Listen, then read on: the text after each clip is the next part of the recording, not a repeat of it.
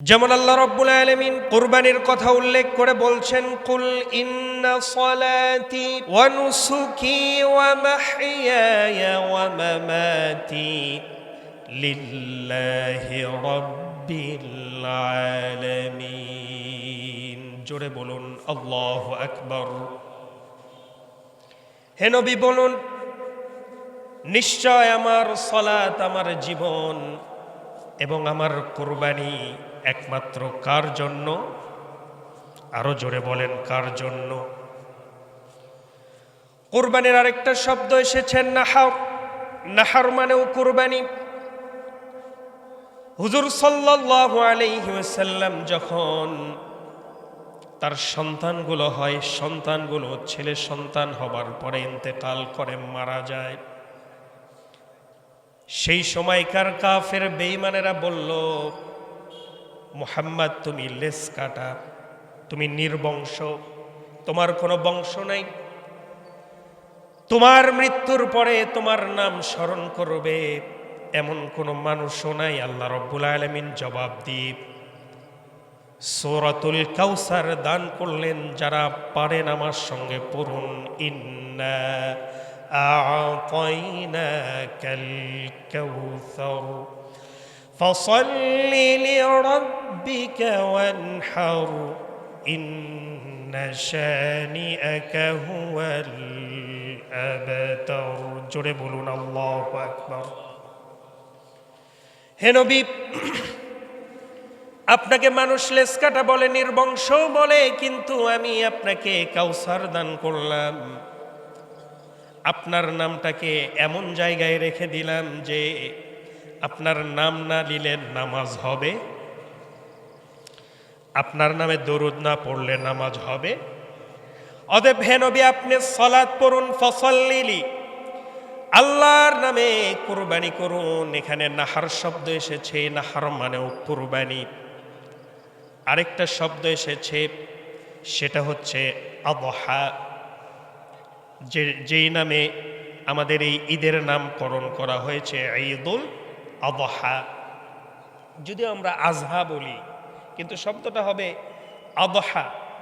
উদহিয়া এই শব্দ মূল থেকে আদহা, যার অর্থ হচ্ছে উৎসর্গ করা। কার নামে? আল্লাহর নামে আমরা যে কুরবানি উৎসর্গ করি, এই জন্যই এই ঈদের নাম হচ্ছে ঈদুল আদহা, উৎসর্গের ঈদ। বলেন সুবহানাল্লাহ। আমার বন্ধুগণ, এই কুরবানিটা ওয়াজিব হয়েছে। এই কুরবানিটা আমাদের উম্মতের উপরে আল্লাহ রাব্বুল আলামিন ওয়াজিব করে দিয়েছেন। এর আগেও কুরবানি ছিল। কুরবানি বাবা আদম আলাইহিস সালামের যুগ থেকে সকল পয়গাম্বরের যুগেই কুরবানিটা ছিল। জোরে বলেন সুবহানাল্লাহ।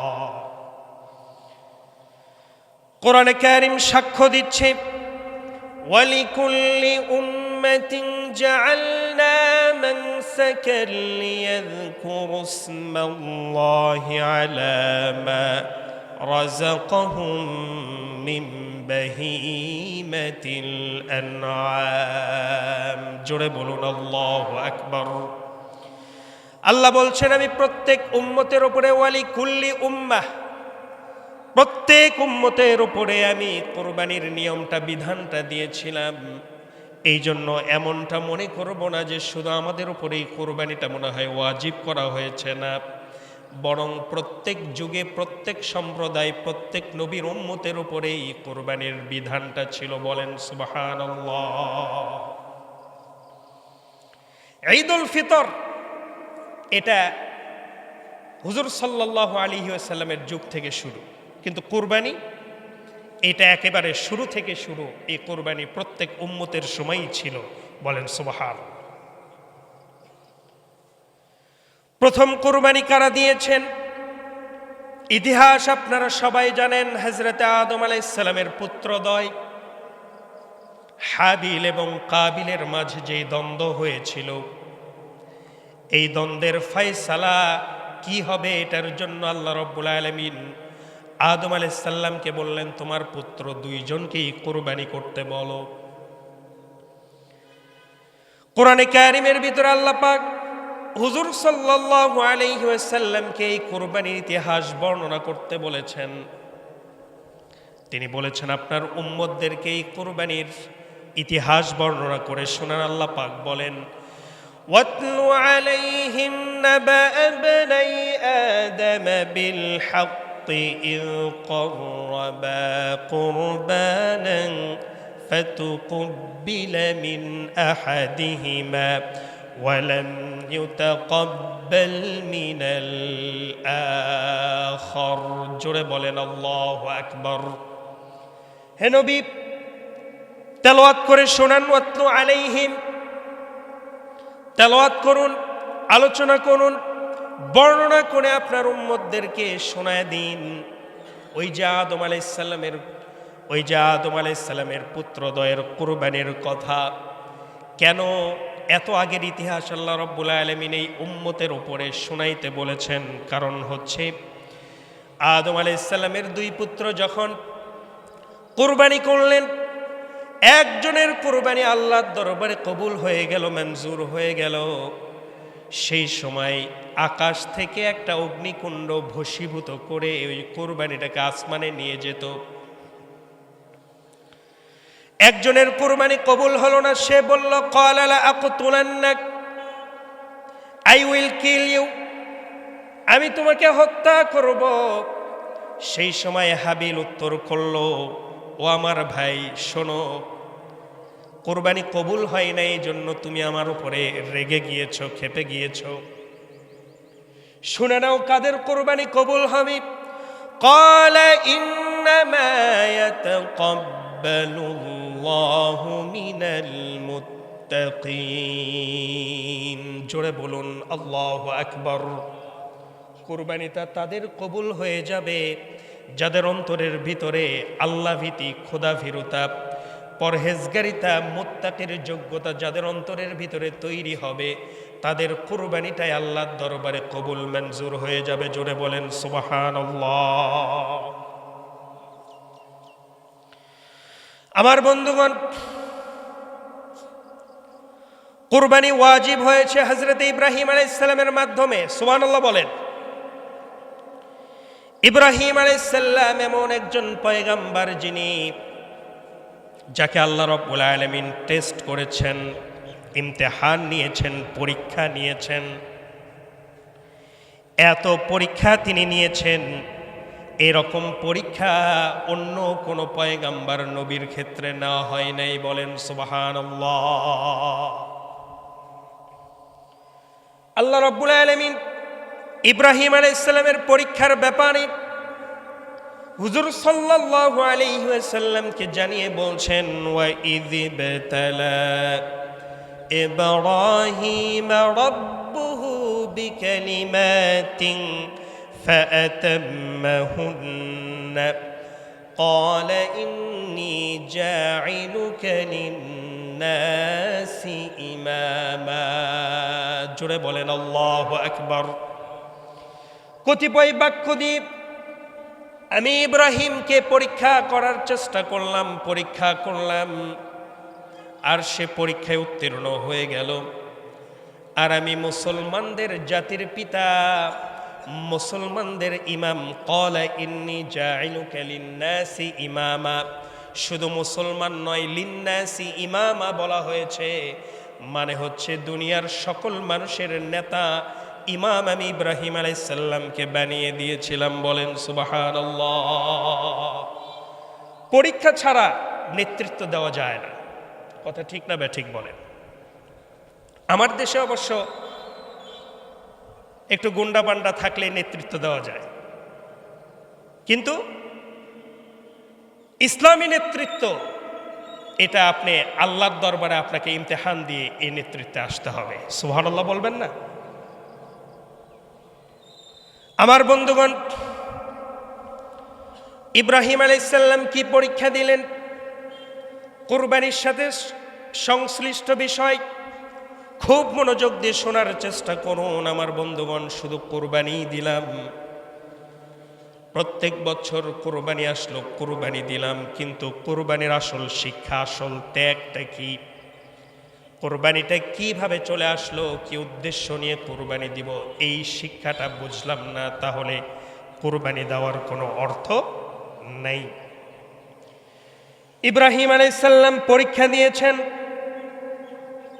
আকলের পরীক্ষা, জ্ঞানের পরীক্ষা, ব্রেনের পরীক্ষা। ইব্রাহিম আলাইহিস সালাম যেই সময় বাবেলে জন্মগ্রহণ করেন, ইরানের বাবেল নামক শহরে তিনি জন্মগ্রহণ করেন। তিনার পিতা ইতিহাসে যার নাম এসেছে আজার। কেউ কেউ বলেছেন, কোন কোন তাফসীর কারকরা বলেছেন তার পিতা হচ্ছে মূর্তি বানাতেন আর ঘরের ভিতরে একটা মূর্তি নিয়ে ঘুরতেন। এই মূর্তির নাম ছিল আজার, এই জন্য তাকে আজার বলা হতো। কিন্তু ইব্রাহিম আলাইহিস সালামের পিতার আসল নাম হচ্ছে তারিখ। কি নাম? তারিখ। আজর নামক সেই খোদা নিয়ে ঘুরত, এই জন্য তাকে বলা হতো আজার। সেই সময় ইব্রাহিম আলাইহিস সালাম পরীক্ষা দিয়েছেন, জ্ঞানের পরীক্ষা, আকলের পরীক্ষা। আল্লাহ রাব্বুল আলামিন মানুষকে জ্ঞান দিয়েছেন, বিবেক দিয়েছেন, আকল দিয়েছেন, এই জন্য মানুষ আশরাফুল আম্বিয়া হতে পেরেছে। অন্য কোন পশুর ভিতরে আল্লাহ রাব্বুল আলামিন জ্ঞান বিবেক দান করেননি। বাবেলে সেই সময় অগ্নি পূজা হয়, প্রকৃতির পূজা হয়, চন্দ্রের পূজা হয়, সূর্যের পূজা হয়, অংশীবাদিতা দিয়ে ভরপুর হয়ে গেছে। কিন্তু সেই সময় আল্লাহ রাব্বুল আলামিন ইব্রাহিম আলাইহিস সালামকে দুনিয়ায় পাঠায় দিলেন। বলেন সুবহানাল্লাহ। ইব্রাহিম আলাইহিস সালাম যখন বুঝমান হচ্ছেন, বুঝ চলে আসতেছে, একটু জ্ঞান বুদ্ধি হচ্ছে, সেই সময় মস্তিষ্ক এবং আকলের পরীক্ষায় পড়ে গেলেন। আল্লাহ রাব্বুল আলামিন পরীক্ষা নিচ্ছেন, দেখেন কেমন ভাষায়। ইব্রাহিম আলাইহিস সালাম রাতের বেলা তারকা দেখছেন। অনেকগুলো তারকার ভিতরে যেইটা বড় তারকা, সেই সময় তারকা পূজারী ছিল। তারা বলল, ইব্রাহিম এটাই তোমার খোদা? ইব্রাহিম আলাইহিস সালাম বললেন, এটাই কি আমার রব নাকি? আল্লাহ রাব্বুল আলামিন চমৎকার ভাষায় ইব্রাহিম আলাইহিস সালামের এই ঘটনা কোরআনে কারীমের ভিতরে তুলে দিলেন। একটু মনোযোগ দিয়ে শোনার চেষ্টা করুন। আল্লাহ রাব্বুল আলামিন বলছেন, فَلَمَّا جَنَّ عَلَيْهِ اللَّيْلُ رَأَى كَوْكَبًا قَالَ هَذَا رَبِّي فَلَمَّا أَفَلَ قَالَ لَا أُحِبُّ الْآفِلِينَ। জোরে বলেন আল্লাহু আকবার। যারা তারকার পূজা করে তারা বললেন যে এই তারকাটা হচ্ছে তোমার রব।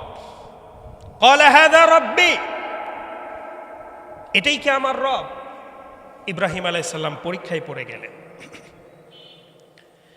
ইব্রাহিম আলাইহিস সালাম দেখলেন শেষ রাত্রের দিকে তারকাটা ডুবে গেল। ইব্রাহিম আলাইহিস সালাম ঘোষণা করলেন, যেই জিনিসটা অস্তমিত হয়ে যায়, যেই জিনিসটা নিভে চলে যায়, সেই জিনিস আমি ইব্রাহিম আলাইহিস সালামের কোনোদিন রব হতে পারে না। সুবহানাল্লাহ। পরের দিন রাতের বেলা দেখলেন চাঁদ, বিশাল বড় চাঁদ উঠল। আল্লাহ রাব্বুল আলামিন সুন্দর ভাষায় গল্পটা আমাদেরকে শুনিয়ে দিচ্ছেন। ফালাম্মা রাআল কমারা বাযিগান ক্বালা হাযা রাব্বি ফালাম্মা আফালা ক্বালা লাইন লাম ইয়াহদিনি রাব্বি লাআকুনান্না মিনাল কওমি দ্বাল্লিন। জোরে বলেন আল্লাহু আকবার। পরের দিন যখন চাঁদ উঠল, তিনি বললেন, এটা কি আমার রব? যখন চাঁদ যখন শেষ রাত্রের দিকে ডুবে গেল, তিনি বললেন, যেই জিনিস অস্তমিত হয়, যেই জিনিস ডুবে যায়, এইটা কোনোদিন আমার রব হতে পারে না। বলেন সুবহানাল্লাহ। পরের দিন এরকম সূর্য উঠল, বিশাল সূর্য।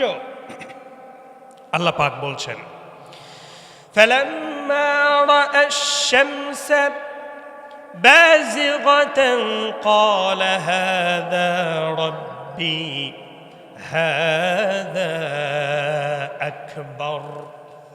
এটা তো আরো অনেক বড়, সূর্য অনেক বড়, চন্দ্রের চেয়ে সূর্যটা অনেক বড়। সূর্য, যারা সূর্যকে খোদা মানে, তারা বলছে, ইব্রাহিম এটাই তোমার রব। ইব্রাহিম আলাইহিস সালাম বলছেন, সন্ধ্যার দিকে যখন সূর্যটা অস্তমিত গেল পশ্চিমে, তখন তিনি বলছেন, যেই জিনিস অস্তমিত যায় সেইটা কোনোদিন আমার রব হতে পারে না। বলেন সুবহানাল্লাহ। পরীক্ষা দিলেন এমন এক সময়, যেই সময় পূজারি ছাড়া কেউ ছিল না, তাওহীদবাদী কোনো লোক ছিল না। সুবহানাল্লাহ বলেন। ইব্রাহিম আলাইহিস সালাম ঘোষণা করলেন, জায়নামাজের দোয়া, যেই দোয়াটা আমরা জায়নামাজে দাঁড়িয়ে পড়ি, ইব্রাহিম আলাইহিস সালাম ঘোষণা করলেন, ইন্নী ওয়াজ্জাহতু ওয়াজহিয়া লিল্লাযী ফাতারাস সামাওয়াতি ওয়াল আরদা হানিফান ওয়া মা আনা মিনাল মুশরিকিন।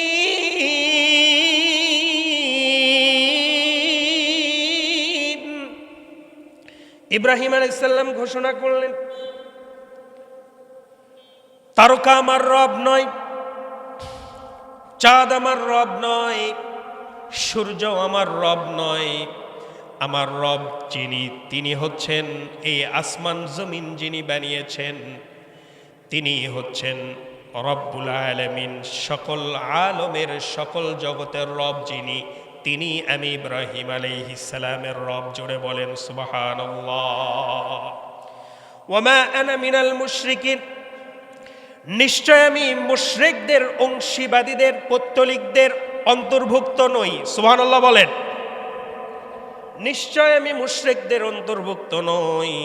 আমার বন্ধুগণ, ইব্রাহিম আলাইহিস সালাম পরীক্ষায় গোল্ডেন এ প্লাস পেয়ে পাশ করলেন। জোরে বলেন আল্লাহু আকবার। সন্তান হয় না, পরীক্ষায় পড়ে গেলেন। ৮৬ বছর বয়সে খাতনা করলেন, পরীক্ষা দিলেন। এই যে খাতনাটা করি, এটা ইব্রাহিম আলাইহিস সালামের সুন্নাত। আমার বন্ধুগণ, ৮৬ বছর বয়স, উপশহরে এরকম কি কেউ আছেন নাকি যার ৮৬ বছরে খাতনা করিয়েছেন, আবার সন্তানের বাবা হয়েছেন? কেউ কি আছে? ৮৬ বছর যার বয়স, সে হাঁটতেই পারে না। ৮৬ বছর বয়সে ইব্রাহিম আলাইহিস সালাম দোয়া করলেন, আল্লাহ রাব্বুল আলামিন আমার সন্তান হয় না, রব্বি হাবলি মিনাস সালিহিন।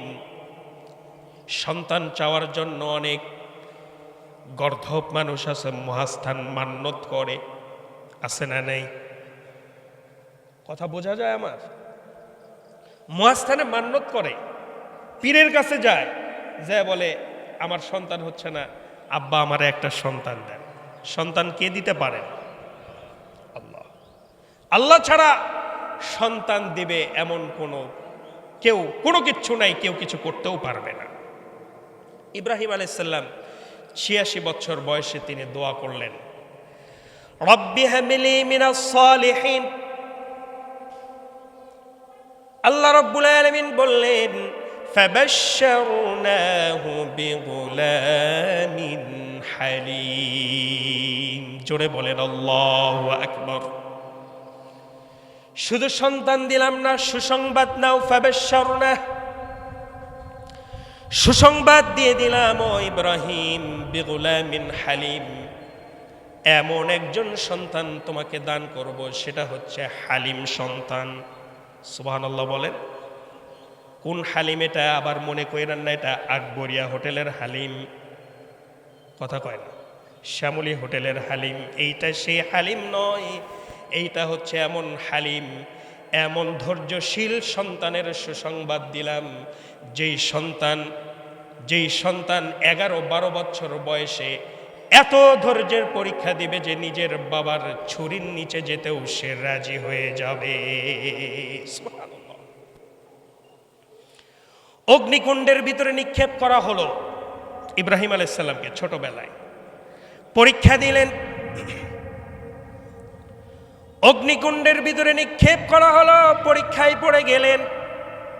জিবরাইল আমিন চলে আসলেন, এসে বলছেন, ইব্রাহিম সাহায্য লাগলে আমাকে বলো, 600 পাখার ঝাপটা দিয়ে দিব। নমরুদের এই অগ্নিকুণ্ড শুধু নয়, নমরুদের পুরা রাজ্যটাকে আমি তছনছ করে দিতে পারবো, সাহায্য চাও। ইব্রাহিম আলাইহিস সালাম বললেন, না, সাহায্য আমার লাগবে ঠিক, কিন্তু আমি তোমার কাছ থেকে সাহায্য নেব না। আমি আজকে দেখতে চাই এই অংশীবাদীরা, এই মুশরিকরা, এই মূর্তি পূজকরা আমাকে অগ্নিকুণ্ডের ভিতরে নিক্ষেপ করছে। আমার রব্বুল আলামিন নিশ্চয় এটা দেখতে পাচ্ছেন। আমি দেখতে চাই আমার আল্লাহ আমার জন্য কি করতে পারেন। বলেন সুবহানাল্লাহ। আল্লাহ পাক দেখলেন যে তিনি হেল্প নিচ্ছেন না, তিনি সাহায্য নিচ্ছেন না, জিবরাইল আলাইহিস সালামের সাহায্য নিচ্ছেন না। আল্লাহ রাব্বুল আলামিন জিবরাইল আলাইহিস সালামকে পাঠিয়েছিলেন। আল্লাহ রাব্বুল আলামিন সে অগ্নিকুণ্ডকে নির্দেশ করলেন, কুলনা ইয়া নারকুনি বারদান ওয়া সালামান আলা ইব্রাহিম। জোরে বলেন আল্লাহু আকবার। আল্লামা ইকবাল বলছেন, আযফি হুজুর ইব্রাহিম কি ইমা পয়দা, আযফি হুজুর ইব্রাহিম কি ইমা পয়দা, আগে কর সকতি है एक अंदज गुलिस्ता पैदा। আজ যদি কোন ইমানদারের ইমান ইব্রাহিম আলাইহিস সালামের পর্যায় পর্যন্ত হয়ে যায়, তাহলে আজও আল্লাহ রাব্বুল আলামিন ওই ইমানদারের জন্য অগ্নিকুণ্ডকে ফুলের বাগানে পরিণত করে দিতে পারে। পরীক্ষায় পাশ করলে, পরীক্ষার সর্বশেষ পরীক্ষা বিসিএস পরীক্ষা, পাশ করলে যদি সরকার চাকরি নাও দিতে পারে, ঘরে বসে টাকা দেয় বিসিএস ক্যাডারদেরকে। কথা কন ঠিক না? ইব্রাহিম আলাইহিস সালাম চূড়ান্ত ফাইনাল পরীক্ষায় পড়ে গেলেন। ফাইনাল পরীক্ষা দিতে নিয়ে তিনি সন্তানকে জবাই করার পর্যায় পর্যন্ত চলে গেলেন। আল্লাহ পাক বললেন, ও ইব্রাহিম, এই পর্যন্ত পরীক্ষা দিতে দিতে দিতে দিতে মাস্টার্স পর্যন্ত পরীক্ষা দিয়েছ, এবার একটু বিসিএস পরীক্ষা দাও। ফাইনাল পরীক্ষা, চূড়ান্ত পরীক্ষার সম্মুখীন হয়ে গেলেন। সন্তান চাইলেন, 86 বছর বয়সে বিগুলামিন হালিম সন্তান ইসমাইল আলাইহিস সালামকে পেয়ে গেলেন। বনবাস দিয়ে আসলেন মক্কার ময়দানে। যখন মক্কার ময়দানে কোনো মানুষ ছিল না, এটাও একটা পরীক্ষা ছিল। অল্প কথা, 5 মিনিটের ভিতরে জামাত দাঁড়িয়ে যাবে। যারা এখন আশেপাশে ঘুরছেন, যথাসময়ে সেই জামাত দাঁড়িয়ে যাবে। জোরে বলি ইনশা। বনবাস দিয়ে গেলেন মক্কাতে। আল্লাহ পাক বলছেন,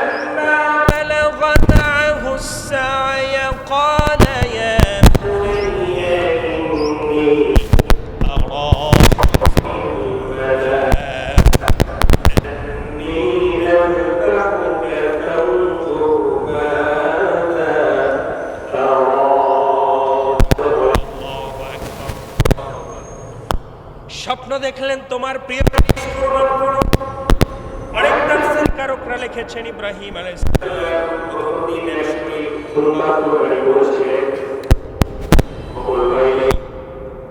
পরের দিন কুরবানি করেছিলেন।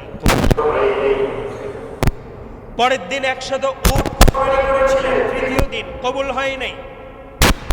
আল্লাহ রাব্বুল আলামিন আমার স্বপ্নে জানিয়ে দিলেন, তোমার প্রিয় বস্তু কুরবান করতে বলেছি। তিনি চিন্তা করলেন, আজ থেকে 7-8 বছর 9 বছর আগে যে আমি আমার সন্তানকে বনবাস দিয়ে এসেছিলাম, পৃথিবীতে এই মুহূর্তে আমার ওই সন্তান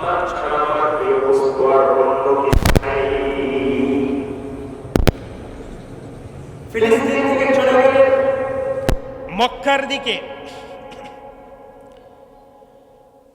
হাজেরা আলাইহিস সালামের সঙ্গে দেখা হয়ে গেল। হাজেরা আলাইহিস সালামকে খুলে বললেন, আমি তো সন্তানকে কুরবানি দেখতে স্বপ্ন দেখেছি। স্ত্রী বললেন, না, আপনি 9-10 বছর আগে আমাদেরকে বনবাস দিয়ে গেছেন, আবার 9-10 বছর পরে এসে আপনি সে আদরের সন্তান যাকে আমি কষ্ট করে মানুষ করেছি এই পর্যন্ত তাকে জবাই করতে চান, করতে পারবেন না বলেছেন? বলেন নাই। স্ত্রীও তেমন। স্বামীকে বললেন, যেহেতু আপনি নবী, আপনার স্বপ্নটা হচ্ছে ওয়াহী, আপনি যেটা স্বপ্ন দেখেছেন সেইটাই আপনি পালন করার চেষ্টা করুন। মিনার প্রান্তরে এই যে আজকে 10 জিলহজ আমরা যে সমবেত হয়েছি উপশহর ঈদগাহ মাঠে, তৎকালীন যুগে মিনার প্রান্তরে সবাই জড়ো হয়েছিল হজের জন্য নয়, মেলার জন্য। মেলা হতো, 10 জিলহজ মেলা হতো। ইতিহাসে যার নাম এসেছে উকাজ মেলা। হাজেরা আলাইহিস সালাম সন্তানকে সুন্দর কাপড় পরিয়ে দিলেন, যাও তোমার বাবা মেলাতে নিয়ে যাবে, কিন্তু মূলত নিয়ে যাবে কুরবানি করার জন্য। সুবহানাল্লাহ নাই? কঠিন পরীক্ষার ভিতরে পড়ে গেলেন। সন্তানের গর্দানের ভিতরে আমরা চুমা খাই, বাবা হয়ে সন্তানের গর্দানে বাবা চুমা খায়, কিন্তু ইব্রাহিম আলাইহিস সালাম এমন পরীক্ষার সম্মুখীন হয়েছিলেন, গর্দানে চুমা খাওয়ার বদলে তিনি সন্তানের গর্দানে চাকু ঠেকিয়েছিলেন। কার খুশির জন্য বলেন? কার খুশির জন্য? একটু অনুধাবন করুন, কুরবানিটা কি জিনিস দেখেন। এক পার্শ্বেও কাজ মেলা চলে, মিনার আরেক প্রান্তরে যারা হজ করেছেন দেখবেন সেখানে সৌদির গভর্নমেন্ট একটা খুঁটি গেড়ে দিয়েছেন, ওই জায়গাতেই হযরত ইসমাঈল আলাইহিস সালামকে জবাই করার জন্য নিয়ে যাওয়া হয়েছে। ইসমাঈল আলাইহিস সালাম যাওয়ার সময় হযরত ইব্রাহিম আলাইহিস সালাম বললেন, যেহেতু আল্লাহ পাক আমাকে বলেছেন ফাবাশশারনাহু বিগুলামিন হালিম, সুসংবাদ নাও ধৈর্যশীল সন্তানের। কেমন ধৈর্যশীল সন্তান আমি একটু চেক করব, পরীক্ষা করব। সুবহানাল্লাহ বলেন। জবাই করতে নিয়ে যাচ্ছে, এই সময় ইসমাঈল আলাইহিস সালামকে ডাক দিয়ে বলতেছে, ওরে ইসমাঈল, আমি তো গত রাত্রিতে আমি স্বপ্ন দেখেছি আমি তোমাকে জবাই করতেছি, তোমার মতামত ব্যক্ত করো, তোমার কমেন্টস কি, তোমার মন্তব্য কি, আমাকে জানাও। যে ইব্রাহিম আলাইহিস সালাম আল্লাহর জন্য অগ্নিকুণ্ডের ভিতরে নিক্ষেপ হয়েছে, যে ইব্রাহিম আলাইহিস সালাম এত পরীক্ষা দিয়েছেন, সেই ইব্রাহিম আলাইহিস সালামকে আল্লাহ পাক সন্তান জবাই করতে বলেছেন, এতে কি সন্তানের মতামত নেওয়ার কোনো দরকার আছে? কোনো দরকার নেই, কিন্তু তিনি অনুমতি চাইলেন, মন্তব্য চাইলেন। সন্তানও আল্লাহ রাব্বুল আলামিন সন্তানটাও দিয়েছেন এমন, সন্তান ডাক দিয়ে বলছে, ইফআল মা তুমার, আমার পিতা, আপনাকে যেই বিষয়ে আদেশ করা হয়েছে আপনি সেই বিষয়টা পালন করুন। সুবহানাল্লাহ। সাতাজিদুনি ইনশাআল্লাহু মিনাস সাবিরিন। জোরে বলেন আল্লাহু আকবার। নিশ্চয় যারা ধৈর্য ধরেছিল আমিও সেই ধৈর্যশীলদের অন্তর্ভুক্ত হয়ে যাব। সুবহানাল্লাহ বলেন। এক পর্যায়ে লম্বা ঘটনা, আমি লম্বা করতে চাই না, 31 বেজে গিয়েছে, 2 মিনিটে শেষ করে দিচ্ছে। আমার বন্ধুগণ, একটু মনোযোগ দিয়ে শোনার চেষ্টা করুন।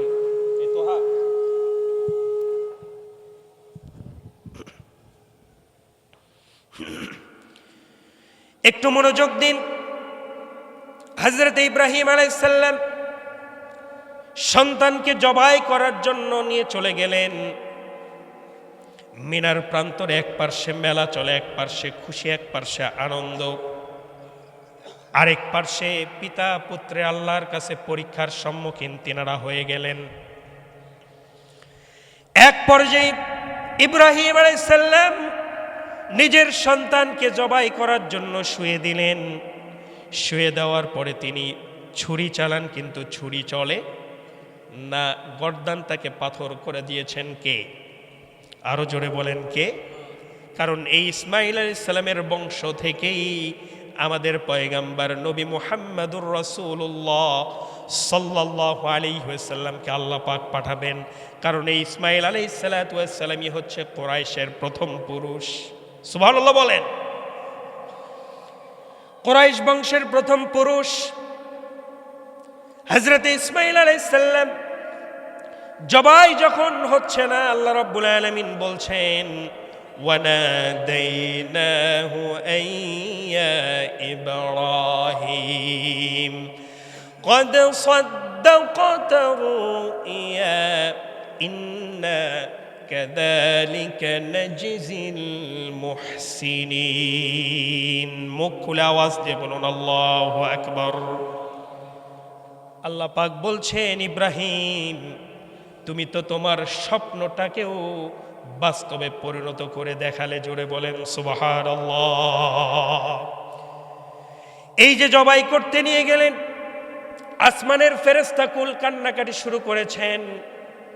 আল্লাহ রাব্বুল আলামিন ডেকে বললেন, ওরে জিব্রাইল যাও, ওই যে হাবিলের যেই কুরবানিটা আমার দরবারে কবুল হয়েছিল, ওই দুম্বাটা জান্নাত থেকে নিয়ে চলে যাও। ইসমাইলের বদলে ওই দুম্বাটা ইব্রাহিমের চাকুর নিচে দিয়ে দাও। জোরে বলেন আল্লাহু আকবার।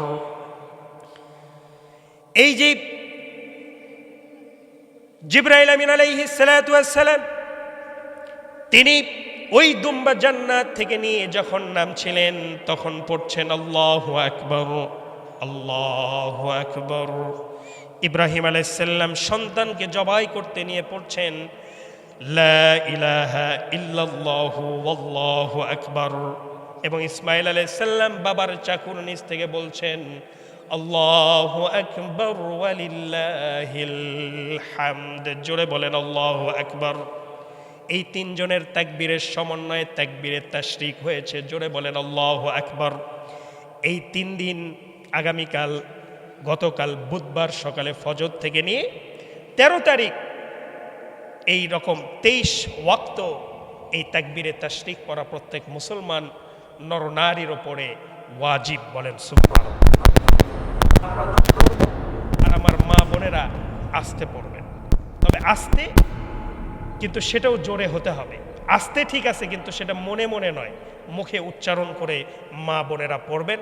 আর পুরুষরা এই আয়ামে তাশরিক জোরে জোরে পড়বেন। জোরে বলি ইনশাআল্লাহ। একটু সবাই পড়েন আল্লাহু আকবার, আল্লাহু আকবার। লা ইলাহা ইল্লাল্লাহু আল্লাহু আকবার, আল্লাহু আকবার ওয়ালিল্লাহিল হামদ, আল্লাহু আকবার, আল্লাহু আকবার। লা ইলাহা ইল্লাল্লাহু ওয়াল্লাহু আকবার, আল্লাহু আকবার ওয়ালিল্লাহিল হামদ, আল্লাহু আকবার, আল্লাহু আকবার। লা ইলাহা ইল্লাল্লাহু ওয়াল্লাহু আকবার, আল্লাহু আকবার ওয়ালিল্লাহিল হামদ। সভাপতি সাহেব, শুরু করব? আরো 2 মিনিট। সম্মানিত হাজিরিন, কুরবানিটা হচ্ছে আমার জিন্দেগির সবচেয়ে বড় ত্যাগটা আমরা আজকে করব। আজকে কুরবানির মাধ্যমে আমাদের নফসানিয়াতের সবচেয়ে খারাপ যে বিষয়গুলো আছে, এই বিষয়গুলোকে কুরবানি করে দিব। ইব্রাহিম আলাইহিস সালাম যদি সন্তানকে কুরবান করত, তাহলে আজকে আমাদেরকে গরুর বদলে, অন্য কিছুর বদলে সন্তানকেই কুরবানি করতে হতো। আল্লাহ পাক আমাদেরকে বাঁচায় দিয়েছেন, বলেন আলহামদুলিল্লাহ। এজন্য আমার বন্ধুগণ, আমরা আমাদের নাফসানিয়াতের সবচেয়ে খারাপ যে বিষয়গুলো আছে, আমরা গুনাহমুক্ত জীবন গড়ার প্রত্যয় গড়ব আজকে, জোরে বলি ইনশাআল্লাহ। এই কুরবানির গোস্ত, রক্ত আল্লাহর কাছে কোনো কিছুই যায় না। আল্লাহর কাছে যাবে আমার আপনার মনের যে ত্যাগ, মনের যে তাকওয়া, মনের যে পরহেজগারিতা, এই বিষয়টাই আল্লাহর দরবারে পৌঁছাবে। এই জন্য আল্লাহ পাক বলছেন, لن ينال الله لحومها ولا دماؤها ولكن يناله التقوى منكم। জোরে বলেন আল্লাহু আকবার। তোমরা যেই কুরবানি দাও, এই কুরবানির গোশত, চামড়া, রক্ত, মাংস কোনো কিছু আমি আল্লাহর কাছে পৌঁছাই না। ওয়ালাকিনিল্লাযীনা তাকাউ রব্বাহুম, তোমাদের কাছে তোমাদের কুরবানির সবকিছু সবচাইতে যে বিষয়টা আমার কাছে পৌঁছায় তা হলো তোমাদের মনের তাকওয়া। জোরে বলেন সুবহানাল্লাহ। এই জন্য কুরবানির মাধ্যমে আমরা তাকওয়া অর্জন করব। জোরে বলি ইনশাআল্লাহ। তাকবীরের সাথে নামাজের জন্য দাঁড়িয়ে যাই।